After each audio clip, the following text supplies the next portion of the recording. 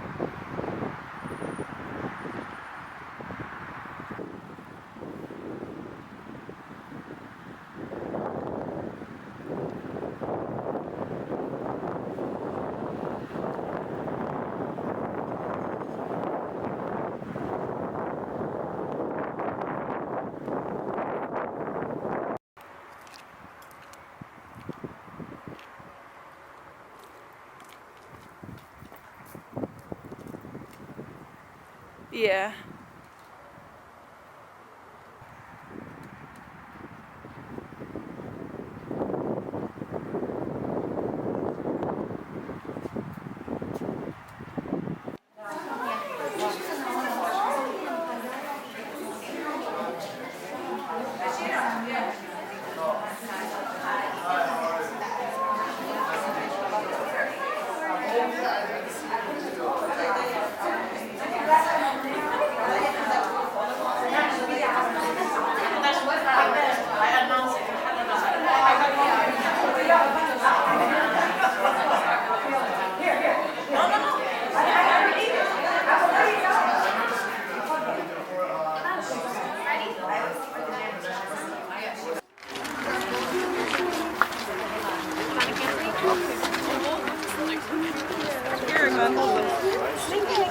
Mariam, do you have a light? I mean, coffee.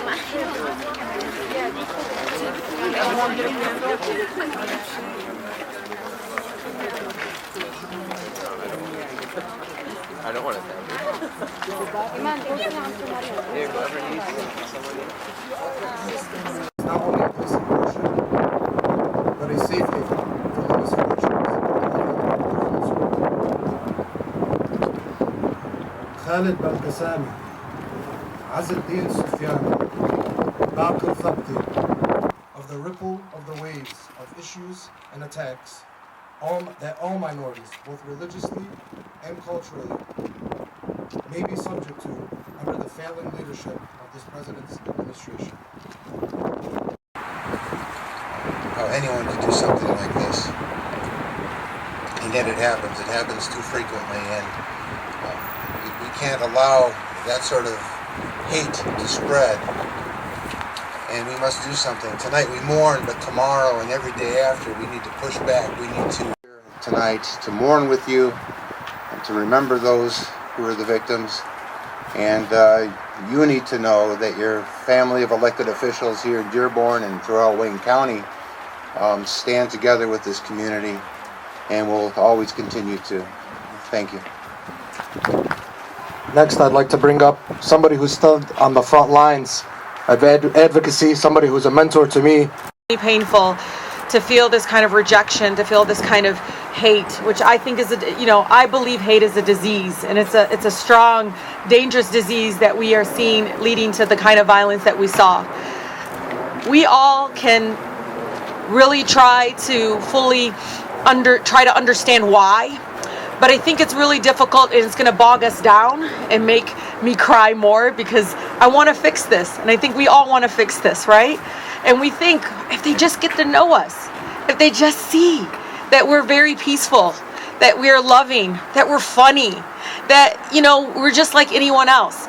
But I grew up in Detroit where I learned about the civil rights movement in school. It was a required subject. I learned that when one of our members, our neighbors, or anybody that was pushed down, that was targeted, I stood up. So even when President Trump, and his regime, I'm going to call it a regime, harassed as they're driving down the street, we hear it all. But as this administration, as this disease starts attacking other people that may not be Muslimin, may not be others, stand up. Because one thing that I can tell you that resonates with me, it was Valley Kaur, she's a Sikh American, and she said it so beautifully as a mother. How many of you are mothers? They tell you to breathe when you're in America. One, we're all human beings. And so thank you so much. Assalamu alaikum.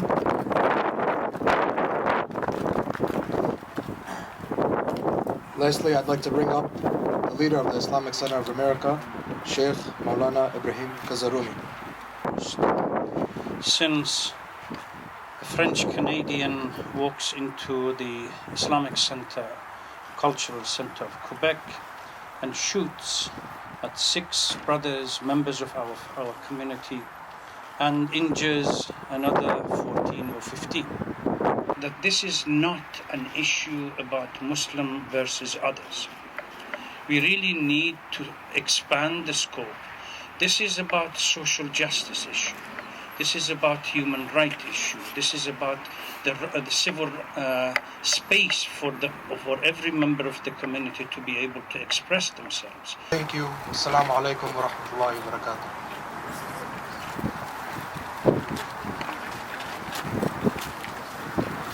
Weird.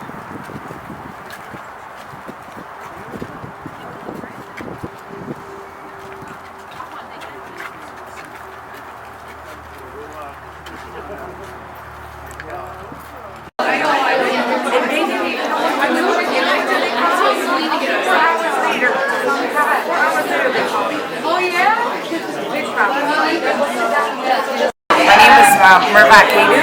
That's Mirvat, and last name is Kadouh. I'm the chairwoman for the ladies of the ICA and also a board member. Okay. My name is Noha Beydoun. My first name is Noha. My last name is Beydoun, Beydoun, and I'm also on the board of trustees at the Islamic Center of America, and I'm a board liaison for the committee that put this event together, the UNI, United Network of Islam. Yeah, we held the candlelight vigil in solidarity for the terrorist attacks on the Quebec Mosque in Canada this past week, and it's really just to honor the victims of any terrorist attack movement, but in specific, in light of all of the hate and division that's gone on in the media over the course of the past election and then with the transition of the new administration. It's important for us to send messages of unity and love and hope, even during times of calamity.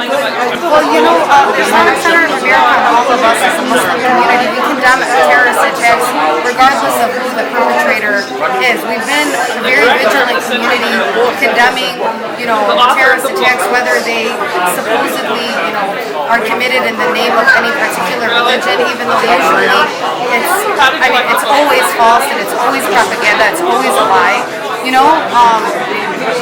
So, in this particular case, it wasn't any different. People were practicing their freedom to pray in the mosque. They were innocent, they were minding their own business, and they were viciously attacked. And in those cases, of course, we were saddened, and, we also condemned, that kind of attack too.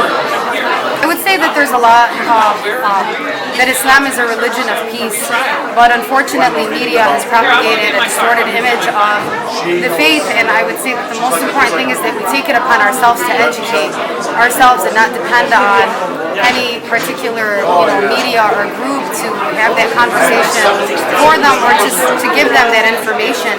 Islam is a religion of peace that condemns all violence against innocent people. And it's loving, and it's about loving thy neighbor and living peacefully in the community that you're with, being kind to people, being charitable, generous, and it preaches all of those. I mean, it teaches us all of those values, and that's really what it is to be a Muslim. It's to embody characteristics that are moral across all, people. And I would just say that, to educate ourselves and not let the rhetoric of hate inflame us to make hasty decisions, hasty judgments, and then obviously not to lead yourself to violence because you don't know. Well, I mean, they can start by reaching out to the Islamic Center of America. We're very proactive in all of our efforts to do like community engagement, national engagement, to get involved. We try to get involved as much as we can in the community outreach. Like I said, community, I mean like in a local level, but also the national community of interfaith. So we do a lot of work there, so you can definitely get involved there. And then, just reach out to people. There are numerous organizations that are invested in the political advocacy of spreading the correct information about different groups, of people, and there's a lot of people in specific that want to spread that truth about Islam, especially right now. And you can just read the Quran; it won't lie to you. It says a lot of all of these values, which is why this religion is spread and so much. There's so many people that practice Islam, and a reason is because it has a lot of truth, But I'm thinking of people that are like in remote areas of the world that maybe don't have a Muslim neighbor, But social media really can help a lot in that too. We have all kinds of initiatives, literally called Dinner with Your Muslim Neighbor, where we invite people to have dinner to learn about what their religion is about. Amanda's Plate, actually, she's here at the Celebrity Shop, and she's had that initiative before in her house, and she does that. Fareed Baksh, F-A-R-E-E-D B-A-K-S-H. I'm a Muslim, and I feel the pain and suffering of all the people who marginalize people. Whether it be Christian, Jews, or Muslim, I believe in the Abrahamic faith. Clearly, it says the people of the house. So I try to follow this faith all my life, in belief and worship of one God and fellowship of human beings. I put my life on the line for this many years ago. I'm calling people to the faith of the oneness of one God and the fellowship of human beings. We're supposed to love, forget all this hate. This hate is what's causing this problem, animosity. As far as where radical and extremism is concerned, I'm the first one, United States of America, stand up and call for the release of Jill Carroll. Prior to that was 9/11. Post 9/11, I was the first person to offer solution to United States government, Mr. President Bush. I got 2 letters from him. Previous to that, Mr. Clinton, 2 letters, Council of Parliament, the World Religion. I feel the pain that everybody is going through. So I have a moral obligation. The 7 countries are targeted, yes, but Trinidad and Tobago is not on the map. But anyway, the people are going through the same problem in Miami Airport. I learned that today. So I am concerned, yes, there are people who are villains out there. We have to be careful and protect our country. The Prophet of Islam said, if you go to a country and there is problem, you can quote me on this, you have to help fix the problem. So we as Muslims in this country, we appreciate the freedom. I took the allegiance to the flag to support this country in the best way possible. So my heart goes out to the President, that may he reconsider his draconian ideas, and that he need to reconciliation, and offer up some ratify agreement for this whole problem, So I wish, hopefully that this will come to some amicable solution shortly. This is my hope. That is sad. Whether the Quran clearly says churches, synagogues, and mosques.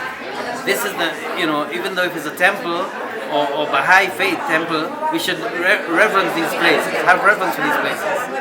You should not, no radical person or no person in their sane mind should do these things, target innocent people like this. If you have a problem, come face me, ask me. Nobody has interviewed me 16, 17 years. I produce all this information for the world, and they allow it to happen. So this is the state of the world today. You know, my heart aches for everybody, but I hope and pray that I try and do my best. I write the letters, I give advice. That's the most I can do. Decency of respect and tolerance and love is a human life. Come on, you know. I'm lucky. I come from Trinidad and Tobago. We grew up with multiculturalism. You know, Chinese, Syrian, African people. You know, West Indian people. We call it West Indian because we call it the West. So we learned that at an early age to respect and tolerate everybody. So I come into America, I never believe I would have to live through all this racism and all this stigma, you know, and Islamophobia as they call it today, you know. So I am very concerned on what is direction people are going, you know, demoralizing themselves with all this hate. Yes, think about the great men, Abraham, Noah, Moses, Jesus, Muhammad, they all went through challenges, you know, to bring about change, to reform a society of people, and to elevate the people, you know. So our country right now is suffering. It has been suffered under many previous generations. So are we going to change? You know, we are supposed to change for the better.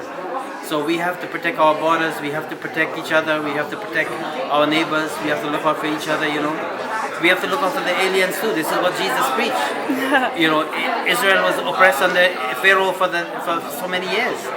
The king Pharaoh, he ruled and manipulated these people for so many years, you know, until God Almighty had to chastise him. So we have to take lesson from this also. You know, the rich and powerful make decisions, but it affects millions of people. So we have to keep in mind that also. You know, the books is written already. Martin Luther King, oppression here is oppression everywhere. We need to remember that. You know, whether it be in Mexico, whether it be in Trinidad, I give the President of the United States of America, Bush, advice to invest in Latin America, invest in education, invest in trade and commerce. If you did this for 16 years, why now you want to isolate the people? Bring about some reasonable changes, yes, but not in a draconian way like this, you know. Mr. President Reagan, if you recall, break down this wall, Mr. President. You know, break down this wall, you know. So let's hope and pray that we can learn from all these great leaders, you know. My name is Amanda Saab. It's Amanda, Saab, Saab. We're here at the Islamic Center of America today commemorating the lives lost in the Quebec terrorist attack that took place in a mosque. I came out today to show my support and solidarity for the victims and their families and those who were injured in this horrible attack.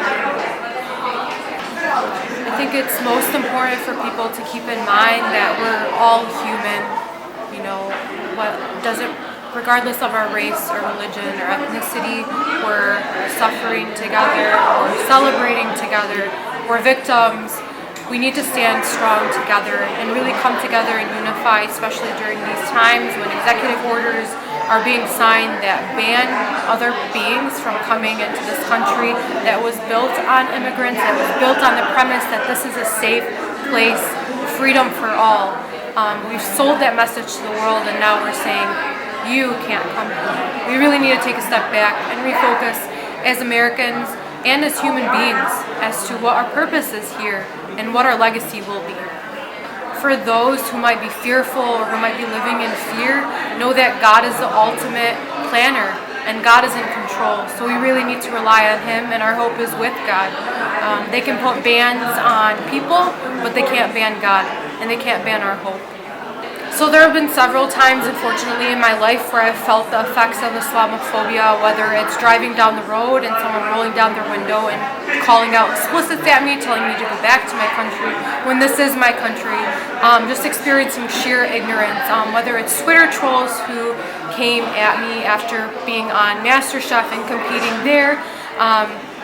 And to all those people I say, I'm sorry that you have so much hate that's so misdirected. I'm sorry that you have to carry that baggage with you. And I hope that you get to know a Muslim.